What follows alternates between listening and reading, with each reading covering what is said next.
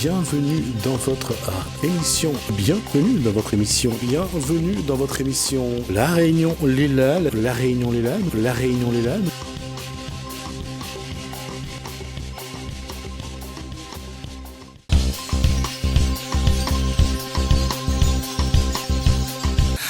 Donc, l'occasion, cette fois-ci, de revenir sur la visite du président. On va voir un petit peu avec le syndicat CGTR, donc voir un petit peu comment ils ont vu cette visite, qu'est-ce qu'ils ont trouvé dans ce qui a été dit d'intéressant pour l'avenir des travailleurs à La Réunion. On voit ça dans Cosmo Réunionnais.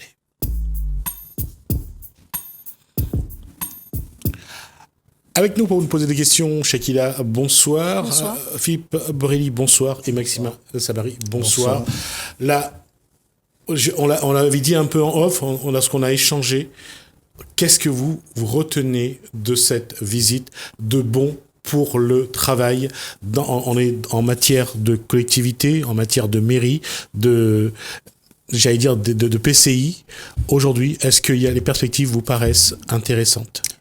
Aujourd'hui, nous parlons de la fonction publique territoriale. Je suis représentant du CGTA, fonction publique territoriale. Je ne parle pas au nom de toute la CGTA. Il est tout à fait étonnant que le président de la République arrive sur le sol réunionnais et qu'il n'y ait pas un seul mot pour 16 000 employés non titulaires. Qu'il ne nous parle pas de sa loi du 6 août, qui porte transformation de la fonction publique, et que devant lui, les parlementaires, les maires, les présidents d'interco et des deux grosses collectivités n'ont pas eu à aucun moment une question concernant le personnel. Ça veut dire qu'aujourd'hui, si l'ensemble des Réunionnais qui travaillent dans les collectivités territoriales, eh bien aujourd'hui, le président Macron a ignoré cette catégorie d'employés qui est la force vive qui fait tourner les institutions à La Réunion. Rien n'est venu non plus de l'association des maires? Rien. Vous avez demandé à le rencontrer? Tout à fait. Nous, on a travaillé sur des projets parce qu'on ne dit pas qu'on est contre. À la CGTR, on dit on est contre, on fait des propositions. On lui a envoyé nos propositions à monsieur le Premier ministre, au préfet. Ils ont quand même dit que notre travail était bon, mais aujourd'hui, force est de constater qu'on utilise un certain nombre de nos propositions pour mettre en pratique, mais quand il s'agit de mettre en œuvre, là c'est le statu quo. On demande quoi, nous? La création d'un IRA, un institut régional d'administration, pour former les cadres de demain au poste de responsabilité, directeur de DGS, directeur général des services, etc. Mais à cela, qu'est-ce qu'on nous propose? On nous propose une loi du 6 août dans laquelle on dit on peut recruter au privé les cadres A. Bon, ça c'est un premier point. Deuxième point, il y a une loi qui a été votée en 2007 concernant les concours. C'est-à-dire, au lieu d'avoir la partie écrite, on a la partie écrite remplacée par un document retraçant le parcours de l'agent. Et l'agent est interrogé à l'oral sur son parcours. Cette application qui est la reconnaissance des acquis de l'expérience professionnelle est appliquée dans les concours pour l'État. Pourquoi on ne le fait pas pour les employés non titulaires? Parce que pour entrer dans la fonction publique, c'est par le biais du concours. Est-ce que nous, on a des jeunes qui ont le niveau justement pour... On a des gens qui sont non titulaires, qui ont des missions de cadre B, des missions de cadre A. On utilise leurs compétences donc on leur donne les moyens de vivre. Leur fiche de paie ne va pas de pair avec leur mission. Alors finalement, la réunion avec le président Macron n'a pas eu lieu. Finalement, à la fin, vous avez préféré ne pas y aller parce que... Pourquoi, finalement? Vu avec le mépris et la condescendance qu'il a, on croyait encore autant des rois, Louis XIV, et donc en disant qu'il n'y avait que 300 manifestants dans Saint-Denis, qu'il n'y avait pas de grève générale, c'est humilier, c'est rabaisser le partenaire. Le syndicat, c'est un partenaire. Notre partenaire, c'est notre patron. Le partenaire, c'est le président de la République. Et là, en tant qu'homme élu par l'ensemble des Français, il est le président des Français, il n'est pas le président ni des patrons, ni des maires, encore moins des sénateurs et des députés. Il est le représentant de tous les Français, ceux qui ont voté pour lui et ceux qui n'ont pas voté pour lui. Et aujourd'hui, il se devait de nous recevoir et d'entendre notre voix, même si cette voix était minime comme Mais après, c'est vous qui avez choisi de ne pas y aller. Ben, ça fait depuis le 21 octobre, on demande une entrevue et là, déjà, on barricade la nuit de la victoire. Oui. Mitterrand est venu à La Réunion, il n'y a pas eu ça. Chirac est venu à La Réunion, il n'y a pas eu ça.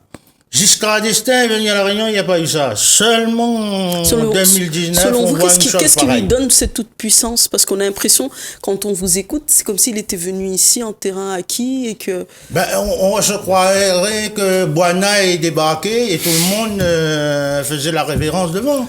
Voilà, c'était Tintin, un petit peu Tintin au Congo, quoi. Voilà. C'était il y a vraiment un désaccord entre la posture d'Emmanuel Macron, président de la République, et aujourd'hui, ce que vous défendez. Tout à fait, parce que nous, il a dit, faites des propositions. On fait des propositions, on ne tient pas compte des propositions qu'on fait. On ne fait pas des propositions pour augmenter la dépense publique, pour améliorer la dépense Mais publique. de toute façon, c'est un fait, et Maximin Sabary et Philippe Borrelli le savent, je veux dire que on est en train de dégraisser le mammouth. Ben, c'est tout à fait, mais seulement, il y a énormément de familles qui vivent. Oui, de alors, ça. qu'est-ce que vous pouvez proposer aujourd'hui pour essayer de sauver un petit peu ce qui peut être sauvé, et l'emploi, aujourd'hui, on veut l'externaliser, on veut passer l'emploi privé, l'emploi public, on veut le passer dans le privé, parce que ça coûtera moins cher à l'État. Qu'est-ce que vous pouvez aujourd'hui dire sur ce point-là? Nous, ce qu'on veut tout d'abord, c'est former les Réunionnais. Qui que ce soit de toutes les races, sur la Réunion. À Mayotte, comme Sabary disait, à Mayotte, Aux Comores, aux Seychelles, à Maurice? Nous former, nous. Mais eux, ils veulent pas ça. Ils veulent prendre tout ce qui est leur ami, de recruter mes amis, ma petite famille, voilà. Finalement, on arrive à ce qui s'est fait avant, c'est-à-dire l'emploi familial ou l'emploi du copain, quoi. Voilà.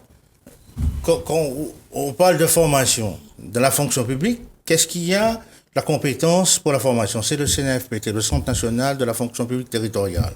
Nous disons, nous, que le CNFPT, l'université, plus le centre de gestion qui gère la carrière des titulaires, qu'on crée un pôle d'excellence en matière de formation, et que l'agent qui travaille dans les collectivités, il fasse son projet personnel, son projet professionnel, et on adapte la formation aux besoins de la collectivité pour rendre ces employés-là plus professionnels.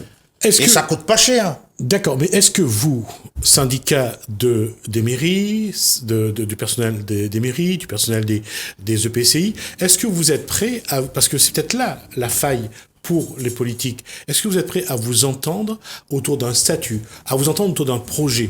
Parce que la division au sein même du personnel des communes ou des intercommunaux, est-ce que c'est peut-être pas ça qui vous fragilise face au pouvoir? Le problème, c'est quoi? Le problème, nous avons un statut. Donc, il n'y a pas à recréer un statut. Il y a un statut, il y a des lois qui sont votées.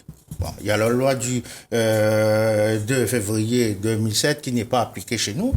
Ça, c'est une première chose. Qu'est-ce qu'elle dit, cette loi? Cette loi dit que il met en place notamment les tickets restaurants, la mutuelle, mais elle permet de recruter des agents qui sont en poste de cadre B, par exemple. On lance un concours de rédacteurs, et au lieu d'avoir la partie écrite pour ce concours-là, on prend un résumé de la carrière de l'agent, qui est présenté selon des dispositions bien réglementaires. Le jury apprécie et interroge l'agent. Si l'agent prouve qu'il peut avoir le statut de rédacteur, mais il est inscrit sur la liste d'aptitude. Et ça, c'est appliqué dans l'éducation nationale, dans la police nationale. Donc, nous dit, nous les pas plus, nous les pas moins, nous doit bénéficier de la même loi. Et qu'est-ce que vous dites des annonces qu'il a faites à la Nordev? Vous en pensez quoi? Moi, quand je vois ce qui est en train de dire, on dit on va chose la Réunion, on va faire venir les entreprises, mais cette jeunesse, si on ne lui donne pas les moyens de se former et d'être à la hauteur des enjeux qui arrivent, ils seront exclus. Ils verront le train traverser. Ils regarderont toujours sur le quai. Parce que si on prend un jeune des quartiers qui a quitté l'école à 16 ans. Ok. Effectivement, Maxime Samari, l'urgence, comme vous le dites, c'est la formation des travailleurs réunionnais. Mais qu'est-ce qui empêche les mairies, les élus, les maires, les présidents des EPCI de mettre en place une cellule, un statut, une structure pour faire ça? Aujourd'hui, quand on voit ce qui est dit dans la loi du 6 août, ça donne pas l'envie d'anticiper. Parce que là, il y a un élément que vous venez de dire là. J'aime bien citer les maires, les EPCI. Il y avait les contrats d'apprentissage. La région payant cette compétence. D'accord, effectivement. On dit, on peut plus prendre des jeunes en apprentissage parce que ça nous coûte cher. Mais il était là. Le président était là, il est là. Pourquoi les 24 maires, les présidents de PCI et présidents des collectivités n'ont pas posé cette question? Vous n'avez pas l'impression comme s'ils étaient un petit peu bâillonnés, nos élus? Parce qu'on n'a pas vu Didier Robert, on n'a pas vu, et c'était quand même président de la région. Ce qui est simple, c'est l'année prochaine, il y a 2020, mars 2020. Donc on ne veut pas se faire taper dessus. Mieux vaut que ça passe pour qu'on soit élu. C'est ça le problème. Mais nous, on dit, c'est notre avenir. C'est là qu'il faut. On prenait des jeunes dans la restauration scolaire qui est formée au 100 ans. Aujourd'hui, on ne peut plus le faire parce qu'on dit que ça coûte cher. Comment on va renouveler le personnel dans la restauration scolaire? On va vers l'externalisation. On va vers l'externalisation. Est-ce qu'il n'y a pas aussi une volonté de diviser pour mieux régner de la part de l'État au sein de la collectivité territoriale? De la collectivité territoriale, et puis tout à l'heure vous parlez de syndicats. Il y a un syndicat qui est un syndicat représentatif qui se dit un syndicat très autonome, qui a proposé qu'au lieu d'une titularisation, que le président crée par ordonnance un contrat. Malheureusement, même s'il le crée par ordonnance, si on attaque son ordonnance, il aura des soucis parce que la Constitution est assez précise là-dessus. Il faut que ce soit une loi organique et vraiment donc passer par l'Assemblée nationale. Et il faut absolument, s'il peut faire par ordonnance, il le fera pour 2 ou 3 ans, je pense, si on tient compte de la loi. Mais aujourd'hui, est-ce que vous avez une idée du corps que peut prendre un contrat et du corps que peut prendre la façon d'amener un emploi à durée indéterminée? Parce que c'est là la question. Parce que quand on voit qu'ils veulent faire des CDD de 5-6 ans, par ailleurs, c'est un peu n'importe quoi. Enfin, ça va dans tous les sens. C'est intentionnel. Un maire qui est nouvellement élu l'année prochaine, qu'est-ce qu'il va faire? Faire un contrat CDD 6 ans. Quand il s'en va, l'employé s'en va. Et il n'y a plus de continuité pour la retraite et même pour l'indemnité chômage, parce qu'on va travailler en dents de scie. Il y aura la première pilule qui va arriver le 1er novembre là, pour les chômeurs. Donc aujourd'hui, nous disons, il y a un statut. La seule chose qui pose problème à La Réunion, il faut former, professionnaliser le personnel de catégorie C et de catégorie B et A, leur donner les éléments, les moyens pour affronter le tout numérique qui arrive et les IA, et pour être au service de la population de manière pérenne et surtout professionnelle. Est-ce qu'on ne peut pas dire que la problématique vraiment du développement économique, que ce soit de La Réunion, des Comores ou de Mayotte, n'est pas la politique? La politique qui traîne les pieds à mettre en place, en œuvre, cette formation des jeunes et des moins jeunes. C'est volontaire. Tant qu'on a des gens non formés et en contrat, qu'on prend le micro pour faire notre meeting, tout le monde est là. Mais si on va vers une professionnalisation des postes de travail, l'agent fera son boulot et ne viendra Ça plus veut au dire meeting. que maintenir en l'espèce un personnel corvéable et malléable à la disposition des maires et des élus pour en faire ce qu'ils veulent. Tout à fait, tout à fait. C'est quand même grave. Mais aujourd'hui, ce qui est grave, c'est qu'il n'y a pas cette réaction de la population. C'est-à-dire, il y a des solutions. Il ne s'agit pas de barrer les routes, de casser, de brûler. Il s'agit, voilà le postulat. Est-ce qu'ils n'ont pas été formatés justement Ils n'ont pas été formatés justement à aller dans ce sens-là, parce qu'ils n'ont pas d'autre façon de. Parce qu'ils veulent, parce qu'ils croient encore en cette. Aujourd'hui, l'avenir appartient à ceux qui vont se former, à ceux qui auront des compétences pour affronter le tout numérique. Si on n'a pas aujourd'hui une secrétaire qui est devant un clavier, c'est fini. Puisque tout est dématérialisé. On n'a plus besoin de quelqu'un pour taper des lettres. Le coursier, c'est fini, parce que les lettres vont être envoyées par mail. La signature est dématérialisée. Donc aujourd'hui, il y a plein de métiers comme ça qui vont mourir, mais il faut former les agents pour aller vers d'autres métiers. Mais et ça, il faut anticiper. Effectivement, ça c'est une réalité, on le sait, et de toute façon, surtout avec l'évolution dans les collectivités territoriales, il y a une volonté de faire évoluer les choses. Mais qu'est-ce qui fait que les syndicats ont peu la main sur l'évolution? Parce que c'est l'État qui a la main sur l'évolution de la collectivité territoriale, et vous, les syndicats, vous courez après pour essayer d'avoir des informations. Monsieur Ramoudou, je veux vous dire une chose. Qui sont les parlementaires?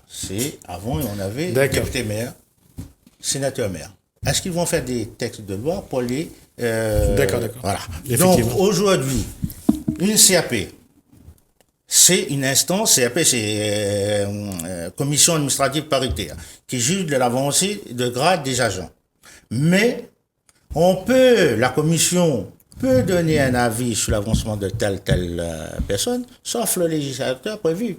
Le président arrête la liste d'aptitude. Donc ça veut dire que la CAP émet un avis. Il n'est pas obligé de suivre. Un conseil de discipline émet un avis. L'autorité n'est pas obligée. Donc voilà pourquoi on connaît hier. Parce que la loi est ainsi faite. L'État a quand même beau jeu et puis une stratégie à chaque fois de diviser. Avant, un maire pouvait être sénateur. Aujourd'hui, c'est impossible dans les villes de 30 000 habitants, je crois. Donc, ça veut dire que peu à peu, le maire, lui, il est attaché à son poste et à la gestion de sa commune, mais le sénateur, il n'est plus attaché. Non. Il est vraiment un agent de l'État et il met en place les lois pour l'État.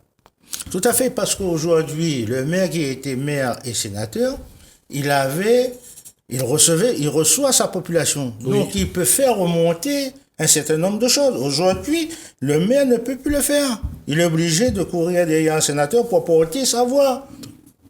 Donc, tout est fait pour que la voix de la base ne soit plus entendue. Ne monte plus très haut. Voilà, et ça, on dit ça, on fait passer la pilule en disant c'est le cumul des mandats, ils s'engraissent, etc. Est-ce que c'est pas un risque, justement, pour qu'il y ait une autre façon? Justement, on dit que les jeunes cassent tout et tout.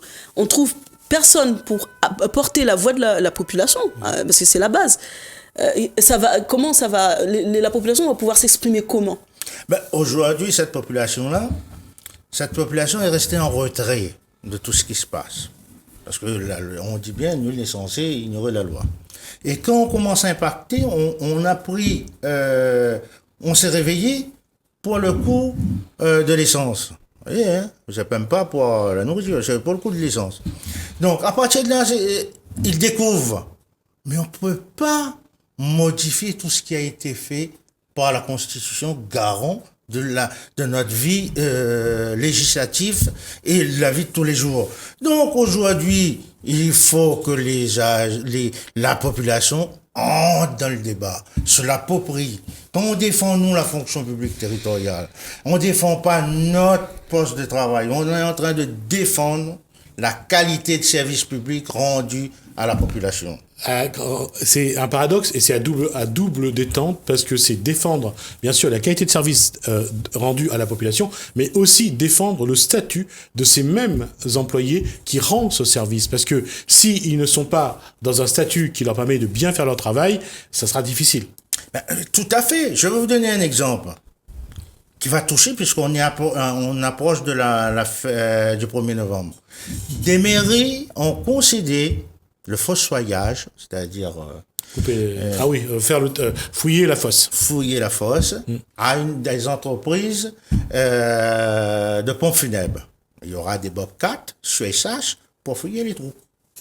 Sauf qu'une fois enterré, il y aura une pierre tombale. Donc tous les petits métiers qu'il y a autour, les petits vieux à la retraite avec le arrosoir pendant toute l'année arrose et récolte un petit katsu. Un petit katsu et surtout les permis d'avoir toujours une activité, mais ce sera fini. Et les fossoyeurs qui sont en poste, fini.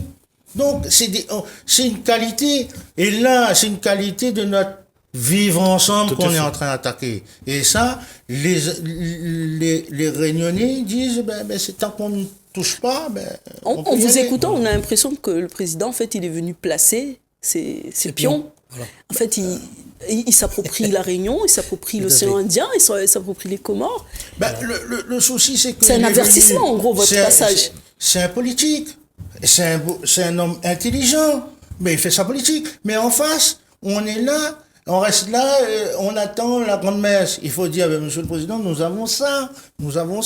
Mais il n'y a pas eu cet échange-là.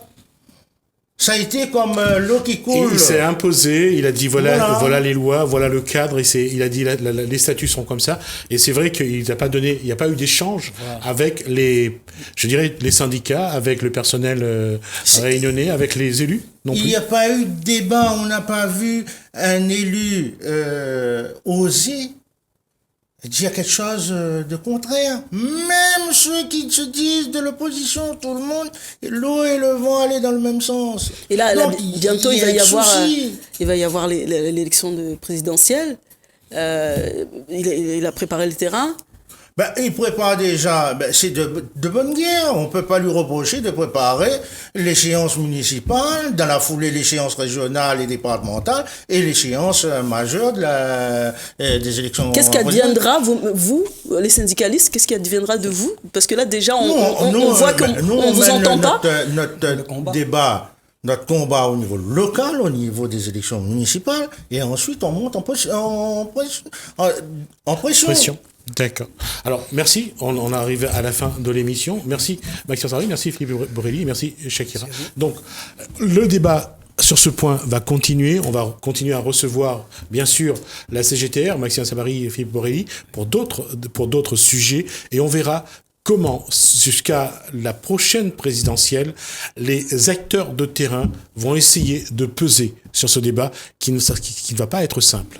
Merci à vous de nous avoir suivis. Je vous dis à demain.